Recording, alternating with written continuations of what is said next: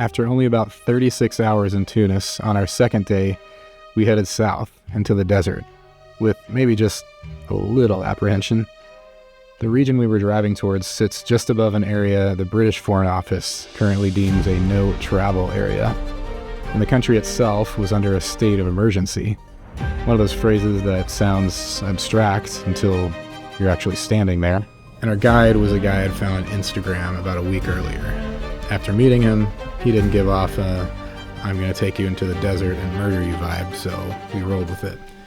For 6 hours, Uli drove us deeper south into Tataouine, a place that the famous desert planet of Star Wars lore was named for its otherworldliness. Home to the native Berbers, or Amazigh, people who were adapted to heat and scarcity, and they went underground, literally. After the Medina, all the chaos of Tunis, we were ready to leave that all behind, even if it meant heading into a place with a few unknowns.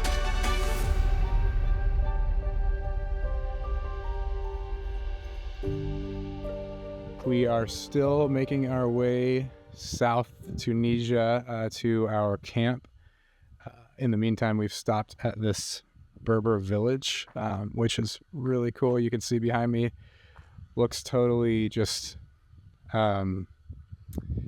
looks out of a movie set. It's really cool. So the Berbers have been living in this area for thousands of years. I mean, this predates Carthage, where we just came from. The Carthaginians actually had to push the Berbers out to make their settlement in the 8th and 9th century BC.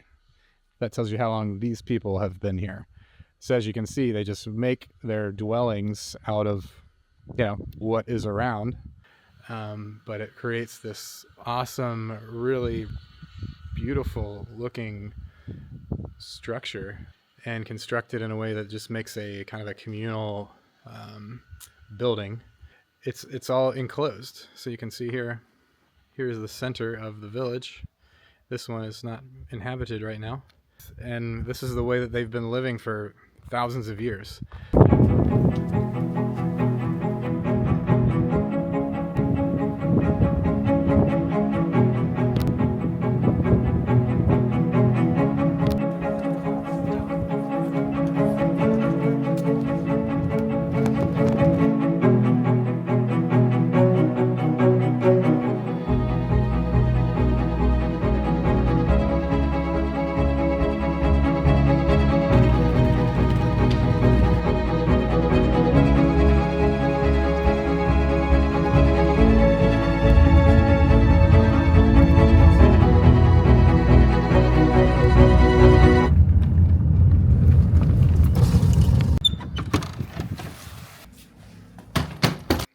So we woke up at 7 a.m. this morning, and all day have been making our way down south in Tunisia to this place. And we were finally here in our rooms. We've got 2 rooms, 2 beds in each.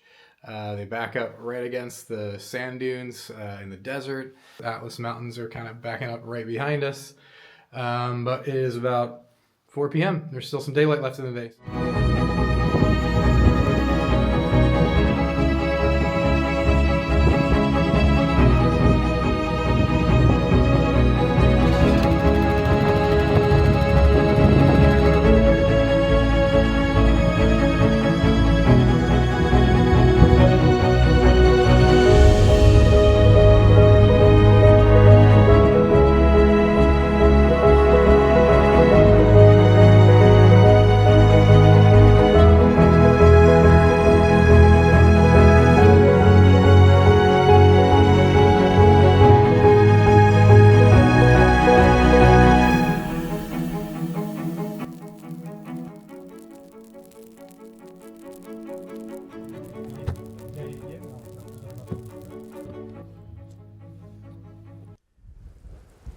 As it happens, there wasn't much to be apprehensive about in the Tunisian desert.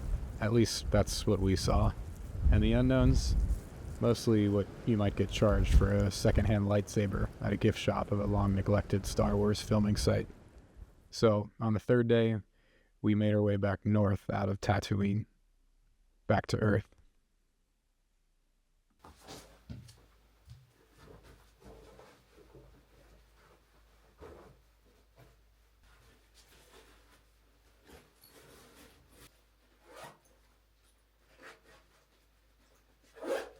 It is 6 o'clock in the morning, and we are going to try to get some drone shots of the sunrise, which is going to be over in that direction. Google said 7:08. Should be pretty. I'm borrowing Waleed's drone because you can't bring drones into Tunisia. It gets very cold in the desert at nighttime.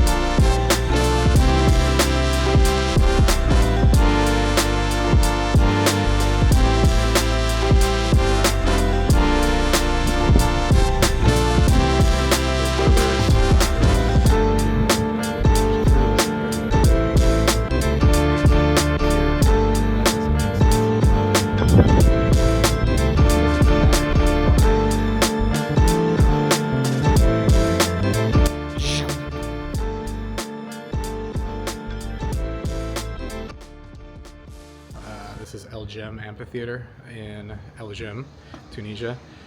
It's an old Roman amphitheater, and it held 30,000 people. That's about, I think, about half the size of the Colosseum in Rome. But yeah, this is one of our last stops in Tunisia, so taking it all in, and as you can see around me, this place is just incredible.